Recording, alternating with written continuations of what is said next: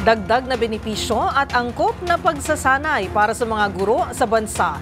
Ito ang isinusulong ng Trabaho Party List bilang pagdiriwang ng World Teachers Day dahil ang mga guro umano ang susi sa pagpapalakas ng susunod na henerasyon.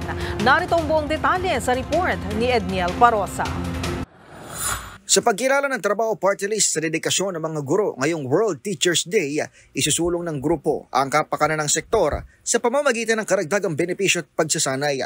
Ayon sa Trabaho Party List, isang karangalan ng makasama mga guro sa malagang pagdiriwang na ito, kaya't taos-puso ang pasasalamat nito sa mga sakripisyo at malasakit na ibinubuhos ng teachers upang hubugin ang mga susunod na henerasyon ng Pilipino. Kinilala ni Attorney Michelle David Espiritu, tagapagsalita ng Trabaho Party List, ang patuloy na paghahatid ng dekalidad na edukasyon upang maging handa ang kabataan sa anumang hamon ng mundo, paparito man sa bansa o saan man sa daigdig.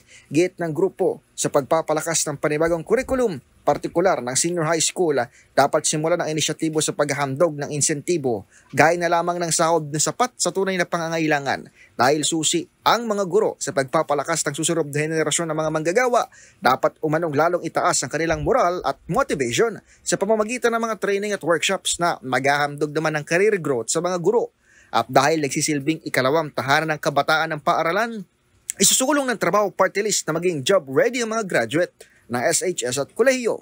Binigyang diin ni Attorney Espiritu ang pagtitiyak na akma ang mga kakayahan ng SHS graduates sa mga pangangailangan ng industriya. Sinang-ayunan din niya ang kautusan ni Pangulong Bongbong Marcos kay Education Secretary Sani Angara na palakasin ang employability ng mga galing sa SHS. Para sa MBC TV and Network News, ito si Edniel Parosa. Una sa Pilipinas, una sa Pilipino.